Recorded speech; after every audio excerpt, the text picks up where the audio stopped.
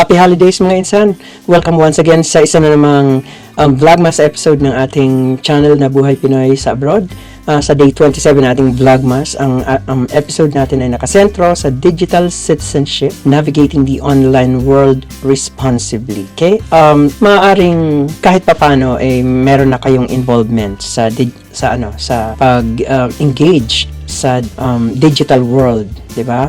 Kung meron kang account, may email account ka, kung meron kang social media account na mini-maintain, yun ay involvement na natin sa sa digital world. Ang digital citizenship sa panahon ngayon mahalaga na, napaka-importante na. Pero napaka-importante din na isipin natin ang ating online safety, ang ating privacy, at ang mga ethical digital behavior. So hindi mo kailangang porket galit ka sa isang politiko kailangan mo na siyang bastusin ng mga masasamang salita sa platform mo. Kapag ginawa mo 'yan, chances are tatamaan ka ng libel, 'di ba? So, in line with online safety, ano ang mga panganib ng online world? Yun muna ang tingnan natin bago natin tingnan yung digital world in general, 'di ba? So, ang mga panganib niya is number 1, cyberbullying. So, dahil nasa age of nasa digital age na tayo,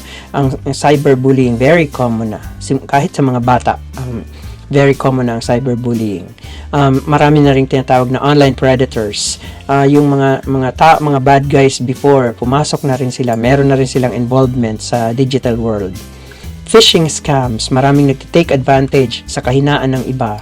Kaya i-scam nila ang iba using their credit cards, for example, mga passwords nila at kung ano-ano pa. May mga tao rin na sa sobrang talino nila ay nagtatanim sila ng mga malware at viruses. Kaya grabe na ang vulnerability ng mundo ngayon. Pero kahit sabihin mong takot ka, kailangan nating mag-survive dahil bahagi tayo nito, di ba? At bahagi na to ng buhay natin. Ito na yung buhay natin, in fact. So, tips para maging ligtas tayo online. Una, lagi nating iisipin na importante ang paggamit ng malakas na passwords. Nowadays, kahit kami sa workplace namin, every 90 days, in-encourage kami na magpalit ng passwords kasi hindi mo alam kung na-download na uli yung database kasama doon yung current password mo. Pangalawa, pag-iingat sa pagbabahagi ng personal na impormasyon. So, halimbawa, vlogger ka, huwag mong ibibigay yung specific address mo. As much as possible, i-mask mo yung mga bagay na magbibigay detalye sa kung saan ka laging nagsistay. Diba? Kasi, maaaring sundan ka. Kung ma-attract mo ang interest ng mga bad guys, maaaring sundan ka nila. Maaaring i-stalk ka nila. Diba? Pangatlo, pag-iwas sa pag-click sa mga kahinahinalang links at attachments. So yan, ang mga bad guys natin ngayon, magsisend sila kunyari sa iyo ng message using your phone or ng email using your personal email, tapos may nakalagay diyan ng mga suspicious na links. Kapag clinic mo yon, either by accident or intentionally, boom, nahulog ka na sa bitag nila. Diba? So, ang isa pang tip ay pag-update ng antivirus software. As much as possible, kung kinakailangan, i-update ang antivirus software. Sa mga gumagamit ng Android o iba pang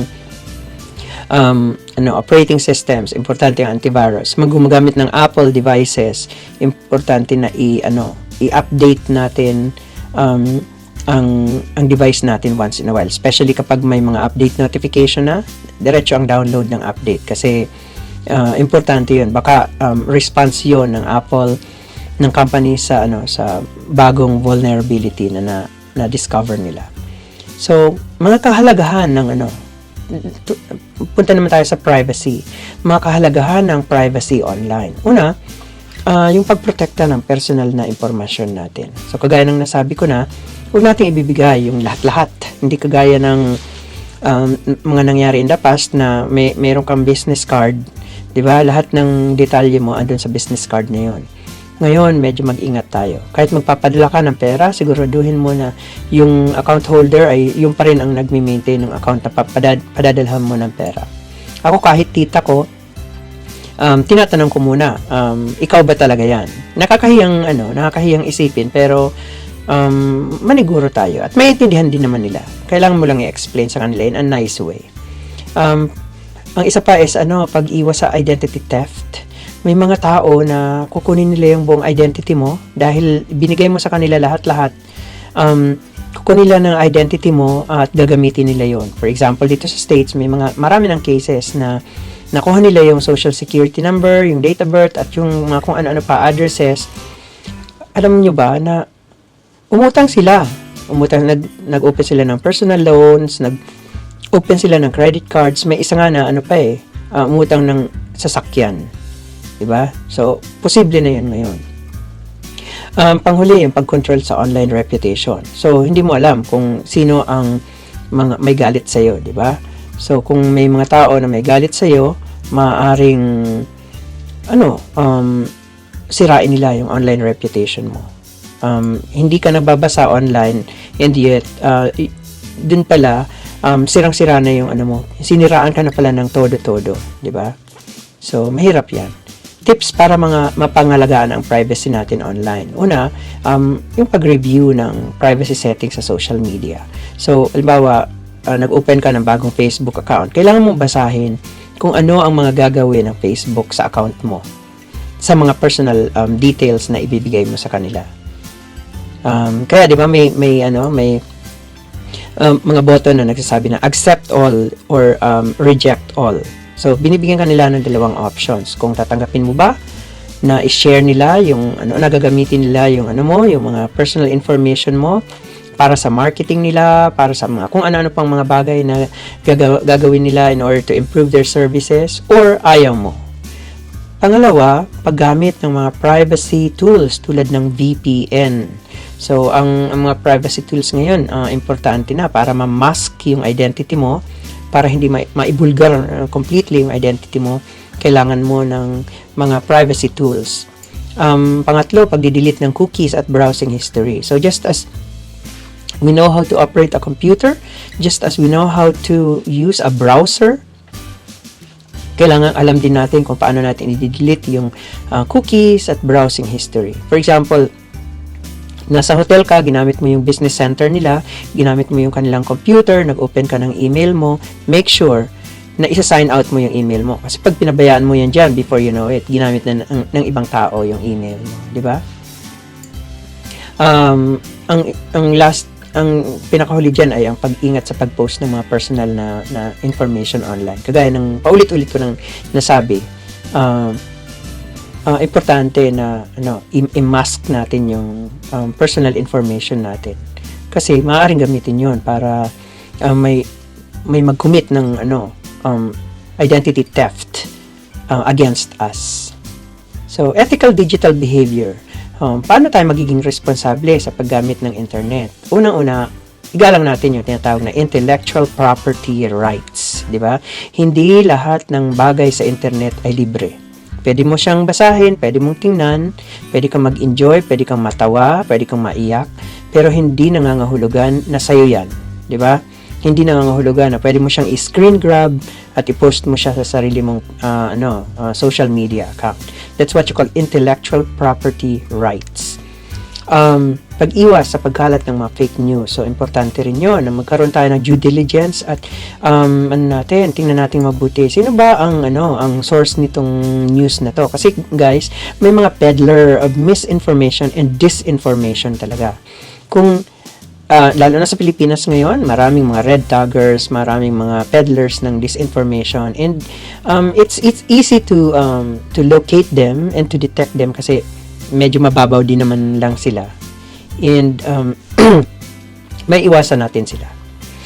Pangatlo, pagiging magalang sa online interaction. So, hindi mo na kailangan maging nasty naman dahil nagkakaroon kayo ng chat, di ba, or group interaction. Kung ayaw mo sa isang tao, medyo tahimik na lang tayo, versus magpapasabog ka dyan ng mga kung ano-ano na ikagagalit nila, di ba? Finally, paggamit ng internet para sa makabuluhang purpose, sa worthwhile purpose. Ano ba ang intention mo at gumagamit ka ng internet? Ang intention mo ba ay gumawa ng kasamaan o maghasik ng lagim? Kasi kung yan ang purpose mo, medyo humanda ka at any time, mahuhuli ka rin, di ba? So, may tinatawag tayong netiquette. Ito yung mga etiquettes ng paggamit ng internet. So, una, paggamit ng tamang tono o language. So, meron naman tayong mga kakayahang maging nice, di ba? Or, gustong-gusto mong magmura, pero pwede mong gamitin yung acronym. At hindi ko sasabihin yung acronym, pero may mga tao na kabisado nila yung acronym na yun. Yun na lang ginagamit nila. Pag-iwas sa paggamit ng mga all caps. Bakit? Kailangan mo iwasan ang paggamit ng all caps? Kasi kapag all capital letters ang ginamit mo, parang nagmumura. Parang galit. Di ba? More than a decade ago, nagkaroon ako ng principal sa dati kong school district na ganyan ang ginagawa niya. Magsusulat siya sa amin, email to all, pero all capital letters at ang dami niyang mga exclamation points. Parang nagpa-power trip.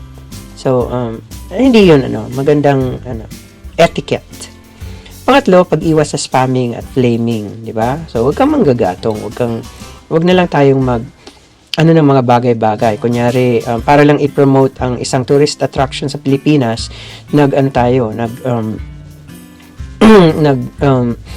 screen grab tayo ng isang lugar sa Myanmar. Ang pangit yun. At pagiging maingat din sa pagbabahagi ng content. So, may mga content tayo na gustong i-share, and yet kailangan din natin na kahit paano we have to keep an eye on sino ba ang pwedeng makabasa nito. So overall, diniscuss natin ngayon ang implication ng digital citizenship at paano natin i-navigate ang online world in a more responsible way. Sana may nakuha kayong konting insights dito. At sana ilagay natin, isabuhay, ilagay natin sa practice ito. Maraming salamat po.